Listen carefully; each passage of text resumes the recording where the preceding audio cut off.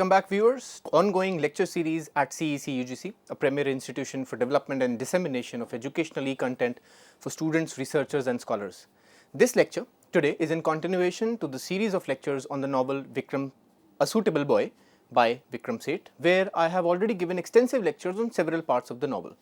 My name is Piyush Chaudhary. Currently I am working as an assistant professor at the Department of English at Hansraj College, University of Delhi. It's good to see you once again to the final part of this long lecture series. I welcome you once again to this lecture. Now, in the previous parts, we discussed at length the detailed summary of all the parts of A Suitable Boy. In this part of this lecture, we'll be studying the characters of the novel and their significance to the novel as a whole. We'll also discuss some other aspects like, for example, Seth's construction of the nation, that is India, in this novel, and also I'll be briefly touching upon Lata's choice of her suitable boy. We'll discuss why she chose Harish as her suitable boy. So let me just show you my detailed plan for this lecture and what we are going to study. As you can see on the slide now, some of the characters that I'll be discussing are Saeeda Bai, Savita Kapoor, Firoze, Rashid, Malti, then the entire Chatterji family. I'll be taking up the entire Chatterji family, and the last one, as you can see, is Lata Mehra. Now, once again, this is the lecture plan. As you can see on the screen, the very first topic is Lata's choice of Harish as the suitable boy. Then Seth's attempt of narrating the nation, that is India. We'll also be talking about Seth's realism in A Suitable Boy and any other relevant themes or discussions that is required. I'll be doing that as well. Now, this is the first character, Saeeda Bai Firozabadi.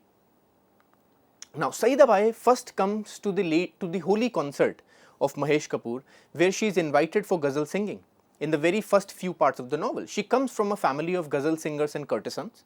She sings ghazals in public, and in the private she offers sexual services and only caters to the upper class aristocratic men of Brahmapur. She has a beautiful voice and a painful voice as well.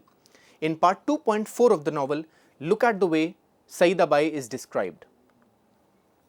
But more than all this, and more than her clothes and jewels, and even her exceptional natural talent and musical training, was a touch of heartache in her voice. She seemed somehow to be both bold and vulnerable, and it was this combination that was irresistible. Part 2.14. So Saeeda Bai is introduced as a talented courtesan who captivates audience with her singing and poetry. Her character embodies the traditional role of a courtesan in a traditional Indian society, which is often laden with stigma and prejudice. So despite her artistic talents, despite her charm, she faces disdain primarily due to her profession, right? So this duality of being both revered for her art yet scorned for her status creates a rich narrative tension around Saeeda Bai's character, right? So despite her marginalized position, she still emerges as a strong character because she navigates the world. There is this certain confidence in her. She uses her artistic skills to assert her identity and to influence those around her. So her ability to enchant men through music and poetry allows her to transcend some societal limitations, thereby presenting a nuanced portrayal of femininity that combines strength with vulnerability. Right? So her character basically serves as a powerful commentary on the intersections of art, love, religion and societal norm in the 1950s. Right? So her enduring impact, Saeeda Bai's impact on both Man and the broader narrative, emphasizes the complexity of love in a divided society, and love is one of the major themes of this novel, right? So she is a courtesan. She represents a world of passion and artistic expression, while Man, a young man from a respectable family, finds himself drawn to her despite the social stigma attached to her. Also, Man's infatuation with Saeeda is portrayed as both romantic yet destructive, highlighting how societal pressures can stifle genuine affection, isn't it? So his obsession leads to the tragic consequences, including the violence against his friend Firoze Khan, and all this shows Man's passionate pursuit of Saeeda Bai and how it contrasts sharply with the more pragmatic relationships depicted in the novel, for example, Lata and Harish. Right? So basically this juxtaposition, the tension between romantic idealism and then the practical realities of marriage in a society that prioritizes stability and social approval over personal happiness is also one key theme. But it is precisely because Saeeda Bai has a disgraceful profession, as we know, but beneath that there lies a heart that yearns for love. but it is precisely because of her disreputable and disgraceful profession that she will never get the love of any man, right? But Saeeda Bai loves Man back, but she realizes how impossible it is for the two to have a future together.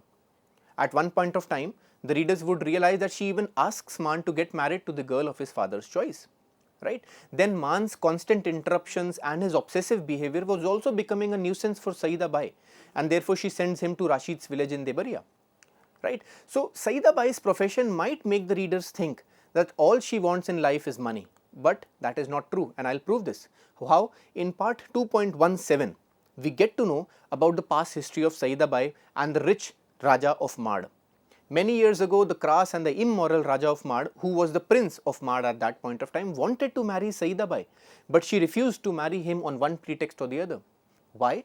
Because she knew that she will never be respected as a wife if she ever married the Raja of Mad, no matter how rich he might be, right? So it is therefore also clear that she did not want to marry the Raja for money only. She did not want to marry him for money, and therefore she prefers her freedom and will not marry a man who is going to disrespect her, even if that means that she has to reject a powerful king, the powerful Raja of Mad. So for her, money was not the only thing that she needed, right? As I mentioned, beneath her disreputable profession, there is a heart which yearns for love and respect, and it is only Man who gives him that certain love and respect, right? So there is this certain strength in the character of Saeeda Bai which makes her one of the most memorable characters in this novel. Next up is Savita Kapoor, Lata's eldest sister. This is Savita Kapoor, as you can see on the screen. Now, Savita Mehra Kapoor is also a very significant character. She is the symbol of this loving, caring, gentle, family-oriented woman who was calm and poised. She is also the ideal wife, the Adarsh Bahu, if I may say so, that Mrs. Rupa Mehra wanted her younger daughter Lata to also be like, right? So she is the ideal wife of a traditional upper middle class family. Now, look at part 1.5, where Savita is described by Vikram Seth. Her head was covered and she looked down at the ground as her mother had doubtless instructed her to do. It was not proper, even when she was putting the garland around his neck, and that she should look full in the face of the man with whom she was to live her life.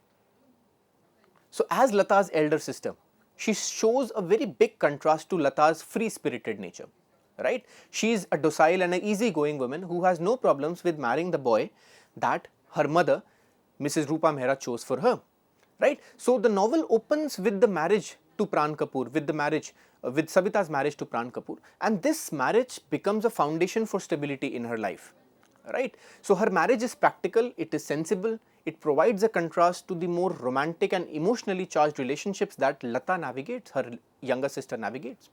Now look at these lines to understand the nature of Savita as Lata observes it.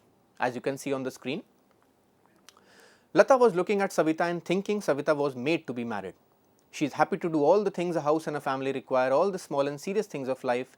Then the thought struck her that Savita would have loved anyone whom she had married, anyone who was basically a good man, no matter how different he was from Pran.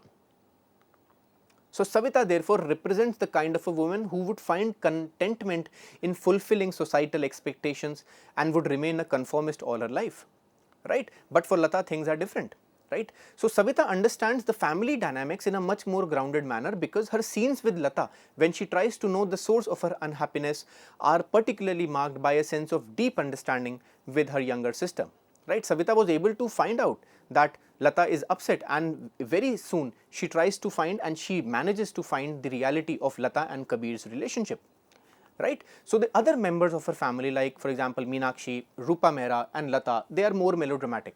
However, Savita is more silent. She is a docile and a simple woman who's calm, peaceful and understands family dynamics very easily. But Savita is also an assertive and a supportive daughter, I would say, because she wanted Lata to make her own choice about her own life and did not influence her in any way.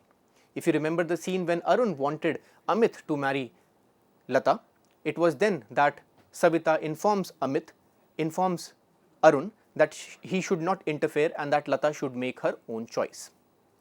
Next up is, as you can see, it's Firoze, the character. Now Firoze Khan, a key character in Vikram Seth's A Suitable Boy, he also plays a very significant role. He is the son of Nawab of Baitar, as we know, and a close friend of Man Kapoor.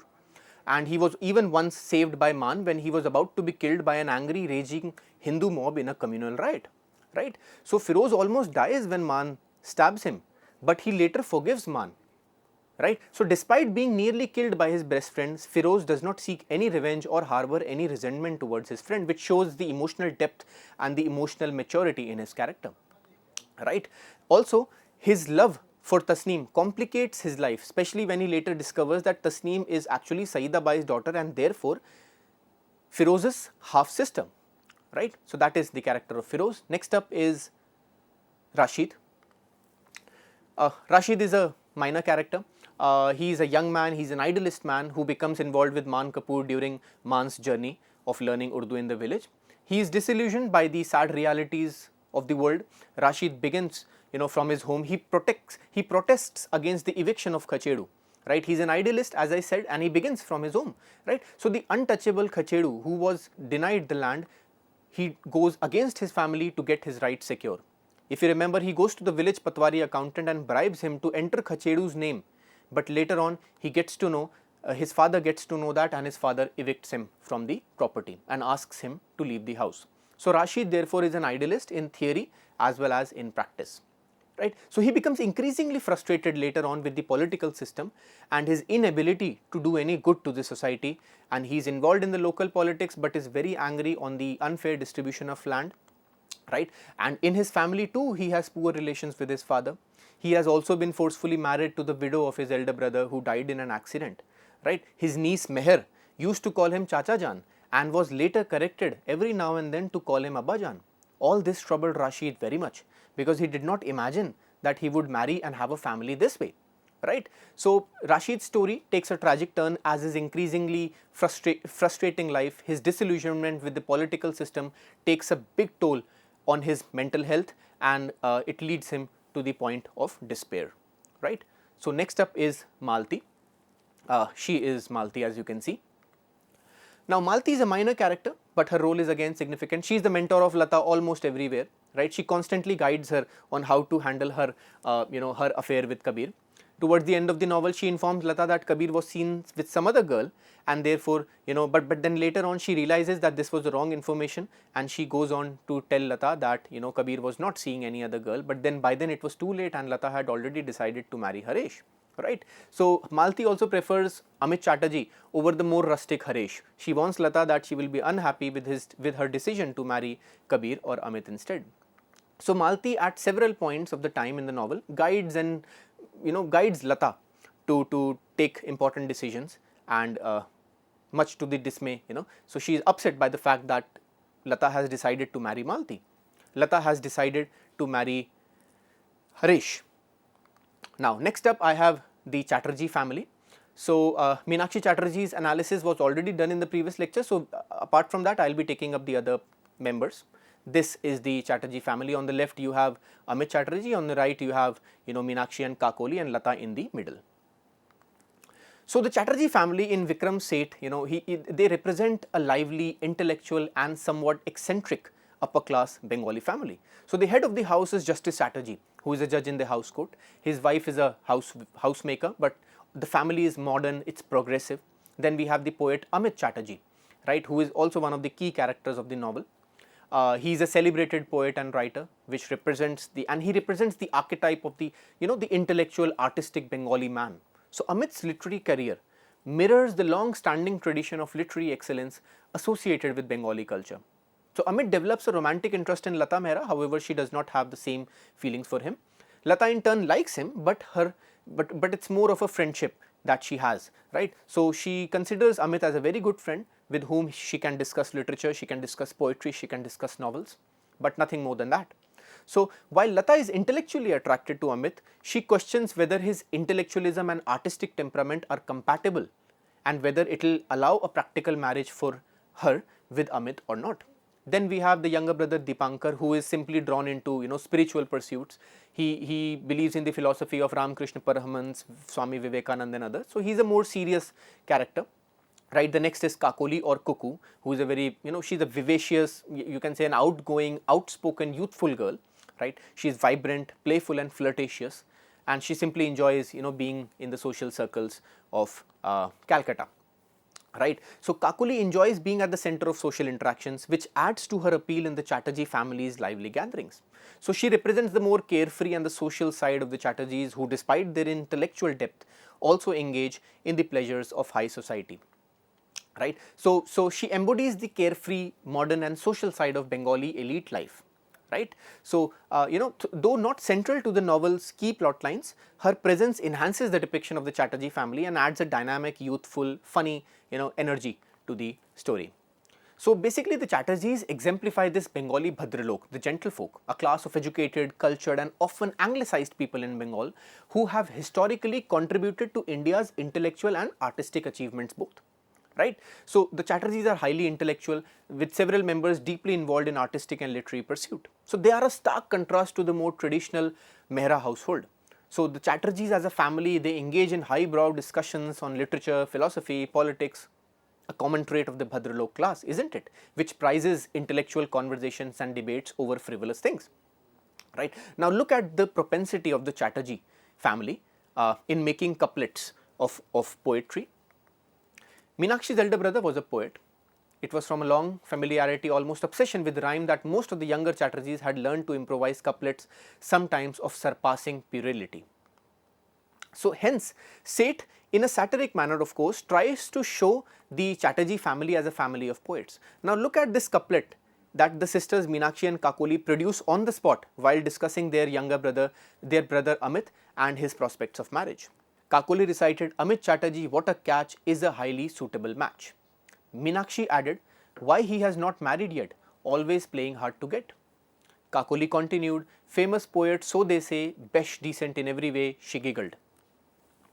Right? So you see how both produce couplets on the go.